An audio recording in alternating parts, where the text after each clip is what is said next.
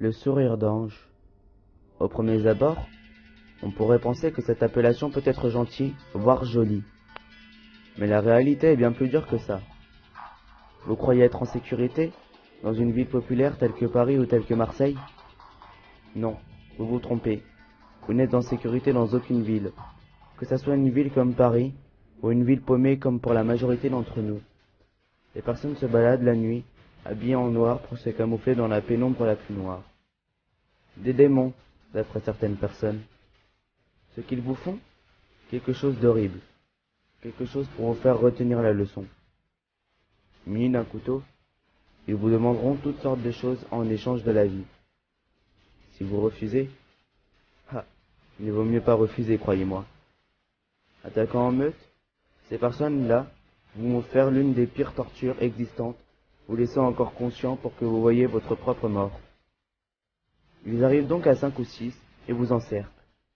Étrangement, parce qu'ils sont là, un grand silence se met sur le doux paysage qui vous entoure.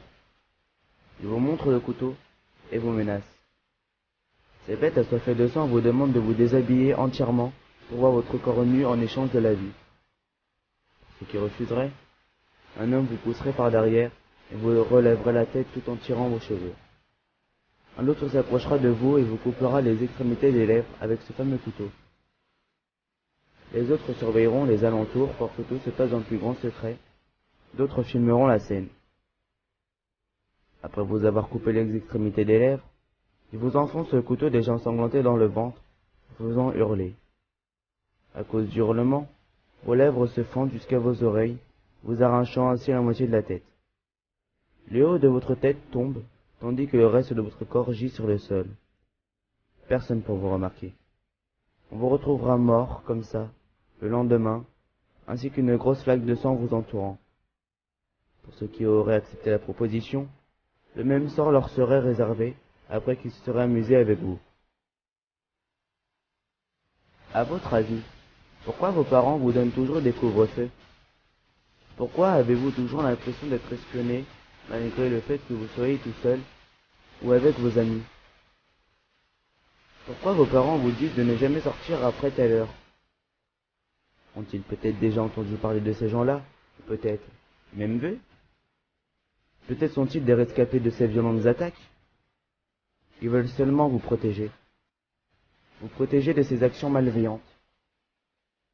N'oubliez pas, ils sont dehors, mais rien ne leur empêche de rentrer à l'intérieur de la maison, à l'intérieur de votre maison. Vous ne serez pas la première maison qui pénétreront. Ils se sont entraînés dur pour devenir des pros, pour ne pas faire de bruit. À votre avis, pourquoi les marchands vendent-ils des portes blindées, des portes renforcées? Et pourquoi ont-ils inventé des fenêtres double vitrage?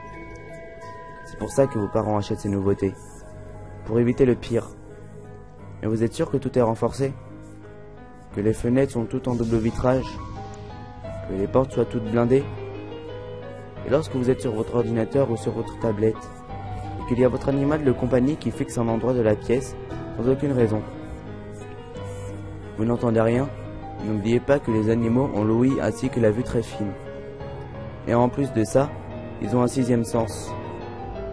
Alors vous ne devrez pas passer à côté d'un si petit détail. Vous vous dites que c'est rien. Mais n'y a-t-il vraiment rien? Parmi la pénombre, derrière votre porte, ou dans votre placard? Vous savez, ce grand placard où vous rangez des habits, où je suis sûr que, étant petit, vous avez déjà joué à cache-cache. Il y a plein de cachettes tellement amusantes dans votre maison. Comme je vous l'ai dit, ils travaillent en meute et sont devenus des pros. Ils peuvent doucement sortir de leur cachette et vous faire la fameuse proposition du sourire d'ange. Vous n'avez pas le temps de crier que vous êtes déjà enrôlé dans cette mort déjà prématurée. Alors, avez-vous compris?